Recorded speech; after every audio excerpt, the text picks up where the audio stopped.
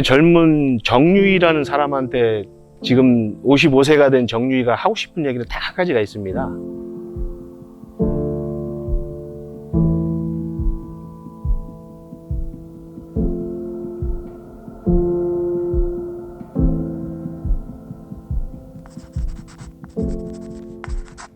안녕하세요.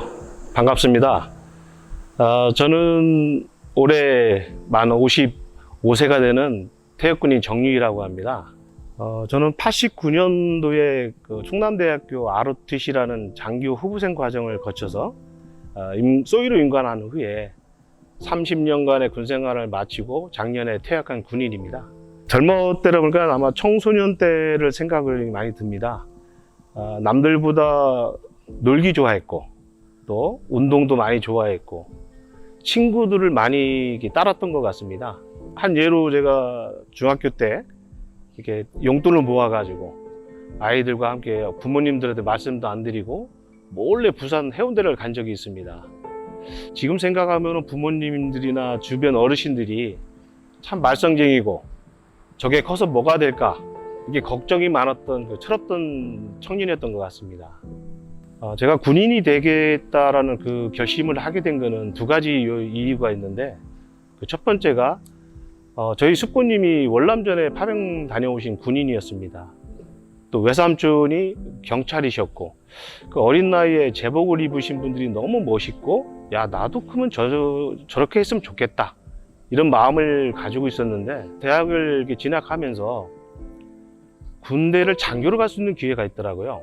학교마다 ROTC라고 해서 2년간의 그 장교 후보생 과정을 거친 다음에 육군 장교로 임관하는 그 제도였는데, 저도 거기에 지원해서 합격을 했고, 그 합격한 이후 체력 단련 그리고 학습 공부 여러 가지를 하면서 89년도에 소위로 임관해서 제가 원하는 30년간의 군생활을 하고 퇴역을 했습니다.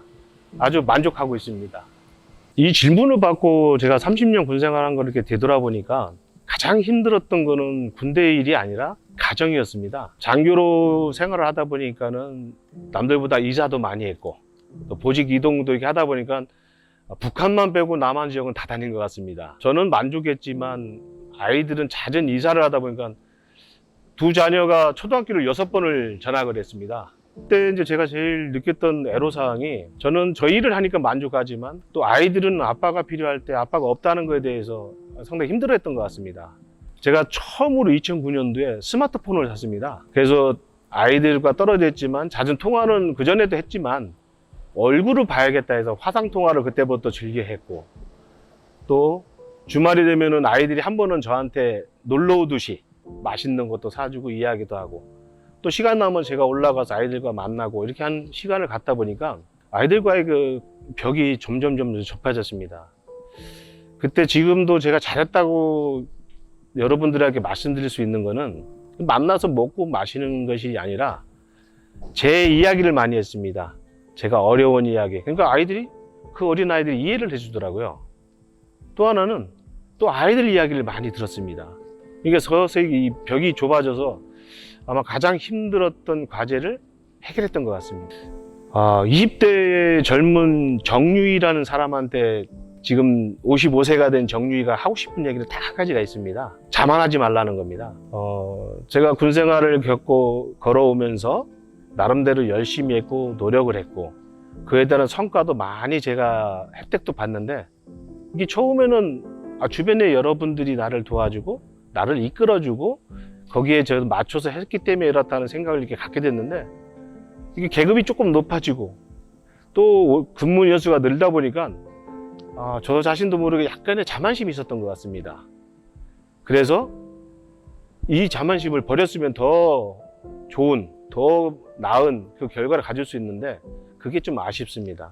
이 벼가 익어서 고개를 숙이는 거는 무거워서 숙이는 것도 있겠지만은 익을수록 그 책임감이 무거워지기 때문에 자신을 낮추는 것이고, 위를 바라보는 게 아니라 아래를 바라봐서 아랫사람들과 함께 소통하라는 의미가 있는 것 같습니다.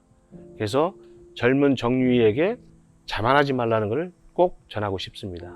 30년간 군생활을 하면서 정말 군에 대해서 제 인생의 모든 걸 바쳐서 몰입을 했다라고 해도 과언이 아니겠습니다. 내가 군 생활하면서 해보고 싶었는데 하지 못했던 거, 또 나를 좀 발견해서 무언가를 하고 싶다 이런 것을 나름대로 태역을 하면서 버킷리스트를 한번 작성을 해봤습니다.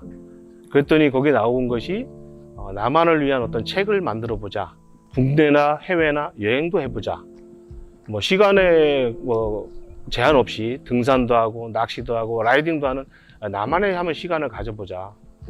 또 하나는 여기서 끝날 게 아니라 제2의 인생을 위해서 내가 필요한 자격증이 무엇이 있을까, 이런 걸 따보자고 버킷리스트를 한번 작성을 해봤습니다. 그 해보니까 은퇴는 끝나는 것이 아니고 또 다른 나에 대한 도전의 어떤 기회가 저한테 왔습니다.